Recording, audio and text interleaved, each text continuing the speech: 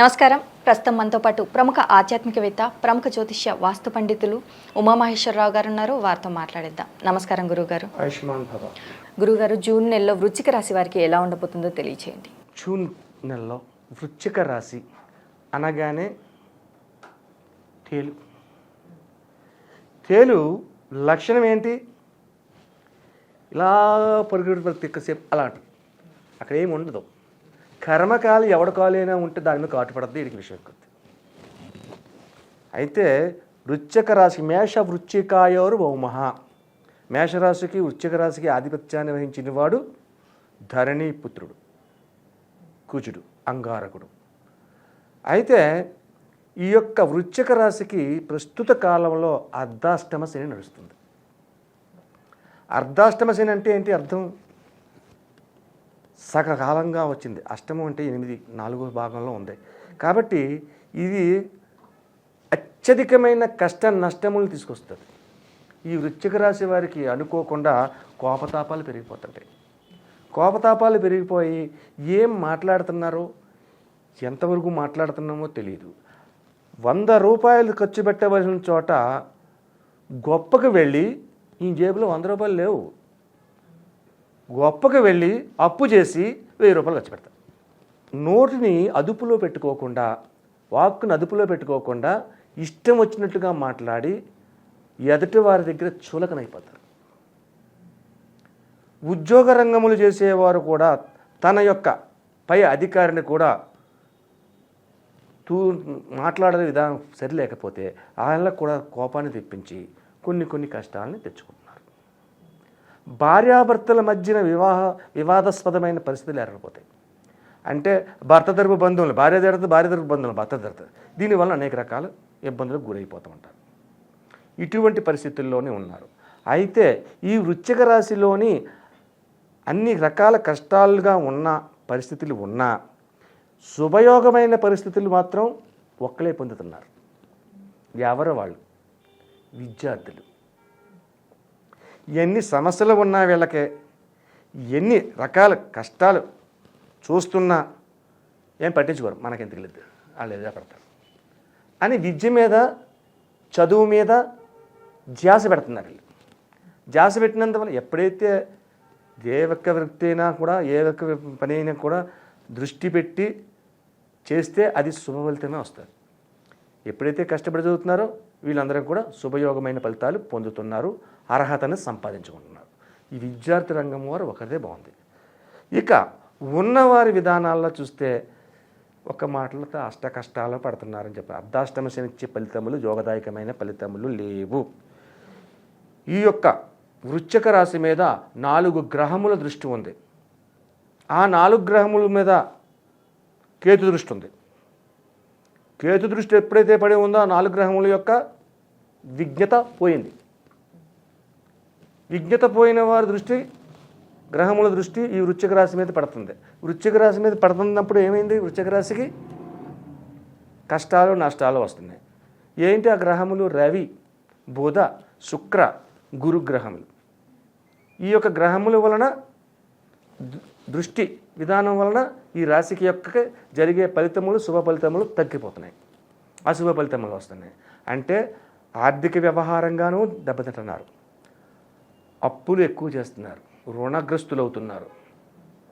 రుణగ్రస్తులు అయ్యారంటే అనేక రకమైన పరిస్థితులకి గురైపోతున్నారు. అయితే ఈ యొక్క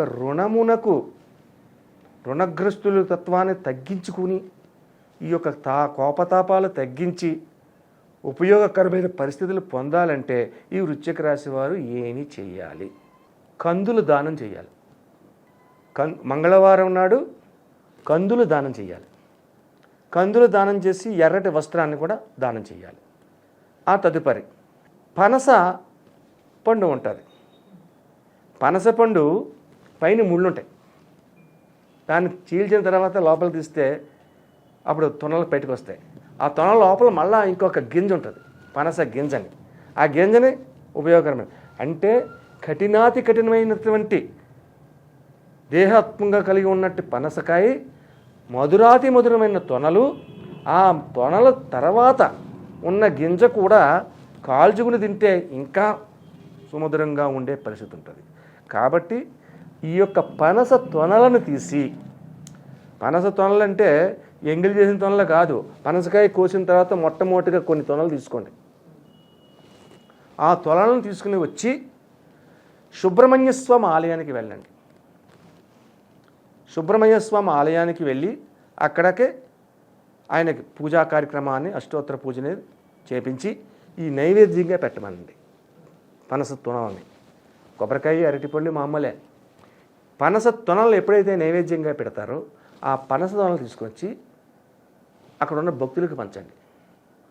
మీరు కూడా కళ్ళకద్దుకొని ఆరగించండి.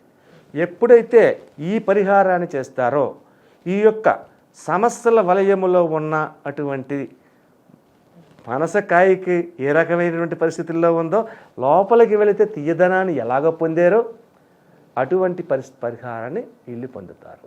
అలాగే ఈ యొక్క విధానం మంగళవారం నాడు చేశారు. మంగళవారం అయిన తర్వాత బుధ గురు శుక్ర శని ఆది సోమవారం. సోమవారం వచ్చేసరికి కంపల్సరిగా ఈశ్వరుడికి అభిషేకం చేయించండి. ఈశ్వరుడికి అభిషేకం చేసిన తర్వాత ఆ రోజు నాడు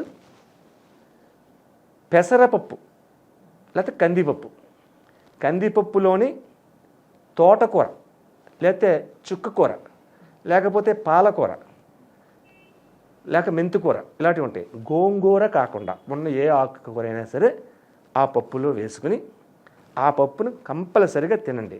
అర్ధాష్టమ శని ప్రభావం పోవాలంటే ఇదే.